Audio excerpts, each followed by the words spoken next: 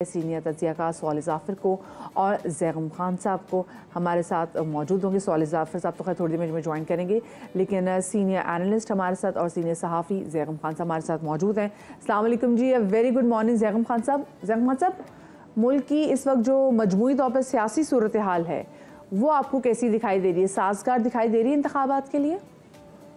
देखिए, इंतखाबात तो होने जा रहे हैं और इस तरह के हालात नहीं है कि इंतखाबात मुलतवी करने पड़ें। पाकिस्तान के सियासी हालात इस वक्त बहुत कशीदा हैं। एक पार्टी जो है वो एक लिहाज से इंतखाबात से बाहर है, उसके पास इंतखाबी निशान नहीं है, वो मुश्किल में है। किस वजह से है ये एक अलग बात है। बाकी पार्टियां जो हैं वो मैदान में हैं। तो हमारी सियासी सूरत हाल कोई बहुत आइडियल नहीं है, जमहूरी सूरत हाल आइडियल नहीं है, लेकिन बहरहाल इंतखाबात की तरफ जो है हम सब जा रहे हैं। ये एक पॉजिटिव बात है और मेरे ख्याल में इस बात का बहुत कम शक व शुबा होना चाहिए कि इलेक्शन इंशाल्लाह अब अपने वक्त पर होंगे। अच्छा, मुझे ये बताएं, जैसे आपने कहा कि अब तो खैर किसी भी चीज़ का लोगों में भी शुबा बाकी रहना ही नहीं चाहिए कि इंतखाबात अपने वक्त पर होंगे। लेकिन मैं ज़रा चाहूँगी कि अभी आपने भी वीडियो देखी होगी, कल कैप्टन सफ्दर ने एक बड़ी अच्छी एक वीडियो डाली और उन्होंने कहा कि ये बच्चे भी तो हमारे यहाँ पे। साथ में हमने ये भी देखा कि मुल्तान में जब साबिक वज़ीर आज़म यूसुफ रज़ा गिलानी वो भी जब अपनी कैंपेन कर रहे थे तो सामने से बैरिस्टर तैमूर मिर्ज़ा जो कि एक तरफ से सपोर्ट करें पाकिस्तान तहरीक इंसाफ को, उनसे उनकी मुलाकात हुई। उन्होंने बड़े अच्छे तरीके से अपने आप को ग्रीट किया। तो कितना ज़रूरी है कि हमारे ये जो सियासतदान हैं, ये जो हमारे लीडरान हैं, ये इतनी पॉलिटिकल मैच्योरिटी दिखाएं कि लोगों के अंदर नफरत ना पैदा हो, चाहे वो किस सामने वाले बंदे का किसी भी पार्टी से ताल्लुक हो। देखिए, मैं एक और वीडियो आपको याद दिलाऊंगा। 27 दिसंबर 2007 को मोहतरमा बेनज़ीर भुट्टो की शहादत हुई थी और जब उनकी शहादत हुई थी तो अस्पताल में नवाज़ शरीफ पहुंचे थे और नवाज़ शरीफ आपको बहुत शॉक्ड और दुख में लग रहे थे और वहाँ वो जो पीपल्स पार्टी के कारकुन थे उनसे गले मिले थे, उनसे दुख का इजहार किया था, उन्होंने एक्सप्रेस किया था। पूरे पाकिस्तान ने इस बात को बहुत पसंद किया था और इन दो पार्टियों के दरमियान में जो नफ़रतें थी वैसे तो वो कम होना शुरू हो गई थी 2006 के चार्टर ऑफ डेमोक्रेसी के बाद, लेकिन इसके बाद वो तकरीबन ख़त्म होकर रह गई। ये तो वो दो पार्टियां थीं जो 1.5 दहाई तक गुत्थम गुत्था रही थी, बहुत एक दूसरे के ख़िलाफ़ सख्त ज़ुबान इस्तेमाल की थी, एक दूसरे के ख़िलाफ़ अदालतों को, कानून को इस्तेमाल किया था। मियां नवाज़ शरीफ ने नैब की जो पहली शक्ल थी, नेशनल अकाउंटेबिलिटी, वो बनाई थी सिर्फ पीपल्स पार्टी का रगड़ा लगाने के लिए, लेकिन एक नए माहौल की इब्तिदा हुई थी। कुछ सियासतदान ये समझते हैं कि शायद पाकिस्तान के अवाम जो हैं वो नफ़रत पसंद है, अगर वो नफ़रत अंगेज़ी करेंगे, झगड़ा करेंगे, ऊंचा बोलेंगे तो लोग उनको पसंद करेंगे। मेरे ख्याल में ऐसा नहीं है। बहुत से लोग हैं जो इस तरह की ज़ुबान को अप्रिशिएट करते हैं, लेकिन पाकिस्तानियों की एक बहुत बड़ी तादाद, शायद गालिब अक्सरियत ऐसी है जो एक मुख्तलिफ़ तरह का माहौल देखना चाहती है। तो 2018 और 2013 में लोगों ने मुस्लिम लीग नवाज़ को इस चीज़ का वोट दिया, अप्रिशिएट किया। इसी तरीके से आप देखिए, भारत में पाकिस्तान के ख़िलाफ़ नफ़रत अंगेज़ी होती है और उसका वो वोट वहाँ की हुकूमत लेती है। पाकिस्तान में कोई भी पार्टी किसी गैर मुल्की क़ुव्वत के ख़िलाफ़, भारत के ख़िलाफ़ भी नफ़रत अंगेज़ी नहीं करती। बड़े आराम से पार्टियाँ लड़ती हैं, इलेक्शन जीतती हैं। हमारी ये बदकिस्मती है कि 2014 के बाद से पाकिस्तान की सियासत में ख़ास तरह की नफ़रत अंगेज़ी आई है और मैं उसका इल्ज़ाम इमरान खान की जो पॉपुलिस्ट सियासत है उसको दूंगा। जिस तरह के वो डेमागोग हैं, जिस तरह के वो मुखालिफिन पर हमला करते हैं और जिस तरह उन्होंने गुस्से पर मबनी एक सियासत बनाई है जिसमें उनके नौजवानों के ख़िलाफ़ में बहुत ज़्यादा गुस्सा है। वो सब दूसरी पार्टियों को, लीडर्स को, उनको चोर, चक्के, डाकू समझते हैं जब तक वो उनकी पार्टी में शामिल ना हो जाएं। तो ये कैसा माहौल है। सारी जगहों पे ज़ैगम खान साहब, हमने ये भी देखा कि ख़वातीन का भी एहतराम नहीं किया जाता। ट्विटर पे स्पेसिफिकली, जो कि खैर एक्स कहलाता है, उस पर ख़वातीन को टारगेट किया जाता है। और अब एक चीज़ जो हमने देखा है कि अगर कहीं पे भी आपकी अगले से डिसएग्रीमेंट हो तो बजाय ये कि ठीक है आप उसको रिस्पेक्ट करना सीखें कि चलें ठीक है, या आप फ़ौरन ही गाली दे देते हैं। और सवाल ज़ाफ़िर साहब भी उन्होंने हमें ज्वाइन कर लिया। तो सवाल ज़ाफ़िर साहब, आप भी मेरी बात से एग्री करेंगे कि अब हमारे डिसएग्री करने का स्टाइल बड़ा चेंज हो गया हुआ है। हम बजाय ये कि कोई अगर बंदा अपना स्टांस सामने पेश करता है तो हम भी अपना स्टांस सामने रखें, मौक़िफ़ सामने रखें, हम उसको सीधा ही गाली बक देते। तो हमारी आने वाली नस्लों के लिए कितनी खौफनाक बात है। देखिए जी, शाइस्तगी का तकाजा तो यही है कि हम एक जी, शाइस्तगी का तकाजा तो यही है कि हम एक दूसरे का एहतराम करें। सियासत जो है ये तो कबायली दुश्मनी नहीं होती, ये एक सियासी मुकाबला है और राय दहिंदगान को ये मौका मिलना चाहिए कि जिसकी कारकर्दगी अच्छी है, जिसका माजी अच्छा है या जिसके वादे वईद पर उनको एतबार है, उसको उनको चुनने का मौका मिलना चाहिए। जैसे अभी ज़ैगम खान साहब कह रहे थे कि वो डेमागॉग है, तो पाकिस्तान की सियासत में ये जो रुझान आया है, ये जुल्फ़िकार अली भुट्टो साहब ने एक शुरू में, लेकिन जुल्फ़िकार अली भुट्टो साहब का बड़ा कंट्रोल्ड मैसेजिंग होती थी, उसमें खुदा ना खासा ऐसी बात नहीं होती थी कि वो कहते होंगे कि आग लगा दें, तबाह कर दें, बर्बाद कर दें, ये जो मेरे सामने शख्स बैठा है ये मेरा नहीं दुश्मन नहीं, आपका भी दुश्मन है, पूरे माशरे को उसके खिलाफ उठा दिया जाए, ऐसी बात नहीं थी। वो हल्के फुल्के अंदाज में, जिस तरह के वेस्टर्न डेमोक्रेसी में लोग एक दूसरे के बारे में तबसरा करते हैं। लेकिन ये बदकिस्मती की बात है कि पिछले एक दिहाई में जो लोग सियासत में आए उनको सामना करना पड़ा एक ऐसे शख्स का जिसको ऐसे कहा गया डेमागॉग है, और बिल्कुल मैं इनसे इत्तफाक करता हूँ कि वो डेमागॉग है जिसके पास ना सोचने की सलाहियत है, ना वो ये चाहता है कि किसी का भला हो, वो सिर्फ ये चाहता है कि उसका ज़ाती भला हो, अपनी जमात का भी वो शख्स भला नहीं चाहता, और उस शख्स की वजह से ये सारी सूरत हाल ख़राब हुई है। अभी आप जिक्र कर रहे थे कि अभी वो आपने एक तस्वीर देखी कैप्टन सफदर की, और इससे पहले वो गिलानी साहब ने एक मंजर आपको सामने पेश किया। ये जो इस तरह के जेस्चर है इनकी तारीफ जरूर होनी चाहिए, लेकिन तब्दीली उस वक्त आएगी जब ये लोग जो समिट पे बैठे हैं, जो टॉप पे बैठे हैं, इनकी सोच में तब्दीली आए। और जो लोग डेमागॉग होते हैं, मेरी शरह के मुताबिक वो नाकाबिल इस्लाह होते हैं, उनकी ज़हनी साख इस तरह होती है कि जिसमें वो सिर्फ अपने सिवा किसी और के वजूद को बर्दाश्त नहीं कर सकते।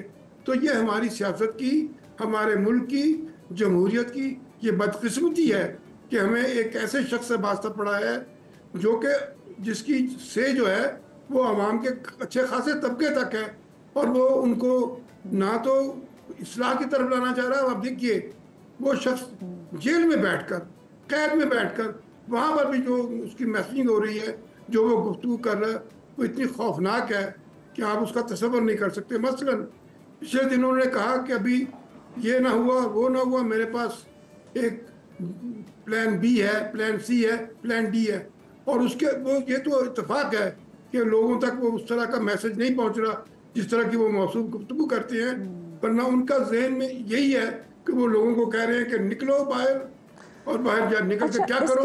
ये अंडरस्टूड बात है। जैसे ज़ैगम खान साहब आपने बात की ना कि नफरत अंगेज जो सियासत की जा रही, ना सिर्फ ये कि नफरत अंगेजी की जा रही है बल्कि गलत बयानी से भी काम लिया जा रहा है। अभी आप देखें बाजोड़ में जो एक इंडिपेंडेंट कैंडिडेट हैं रेहान ज़ेब खान, उनके कत्ल के बाद हमने देखा कि फिर से पाकिस्तान तहरीक इंसाफ ने कहना शुरू किया, जी ये तो हमारा, हमने इसको वोट, ये तो हमारी उस पर थे, क्या कहते हैं ना कि हमारा कैंडिडेट था और हमने इसको टिकट दी हुई थी। लेकिन बाद में फिर जो इलेक्शन कमीशन ने जो फहरिस्त जारी की तो पता चला जी कि वो जो NA, क्योंकि वो NA 8 से भी लड़ रहे थे और PK 22 से भी लड़ रहे थे, तो पता चला जी NA 8 से तो पाकिस्तान तहरीक गुल जफर खान को टिकट दिया हुआ था, और उसके बाद अगर हम PK 22 की बात करें तो वहाँ पे गुलदाद खान थे, वो कर रहे थे, यानी कि वो वहाँ के बिल्कुल कैंडिडेट नहीं थे और ना उनको टिकट मिली थी, वो अलहदा से इंडिपेंडेंट कैपेसिटी में जो है वो इलेक्शन लड़ने जा रहे थे। तो यहाँ पे जो ये गुमराह किया जा रहा है, तो आपको लग रहा है कि हर वाक़ये से जहाँ पे भी उनको कोशिश वो कर पा रहे हैं, वो सिंपैथी वोट लेना चाह रहे हैं? बदकिस्मती से हमारी सियासी जमातों में ये भी एक ट्रेडिशन रही है, और ये पुरानी ट्रेडिशन है कि हमदर्दी हासिल करने के लिए और इश्तियाल दिलाने के लिए कोई भी एक बेचारा अगर लावारिस मर जाता है, कोई राहगीर मर जाता है, तो उसको अपना वो कारकुन डिक्लेयर कर देते हैं। लेकिन ये तो लीडर का मामला है, लीडर तो रिकॉग्नाइजेबल होते हैं, इनका PTI का एक बैकग्राउंड ज़रूर है, लेकिन जैसे आपने बताया इस वक्त ये PTI के प्लेटफॉर्म से इलेक्शन नहीं लड़ रहे थे, और हमारी हमदर्दियाँ उनके साथ हैं। PTI के होते तो भी हमारे लिए बहुत दुख की बात होती, जमात इस्लामी के होते, JUI के होते, ये तो पाकिस्तानी है। देखिए कोई भी पाकिस्तानी इस तरीके से जाता है, ये तो पाकिस्तान की दहशतगर्दों के साथ जंग है जिसमें 25 करोड़ पाकिस्तानी एक तरफ हैं और ये चंद हज़ार दरिंदे जो हैं वो एक तरफ है।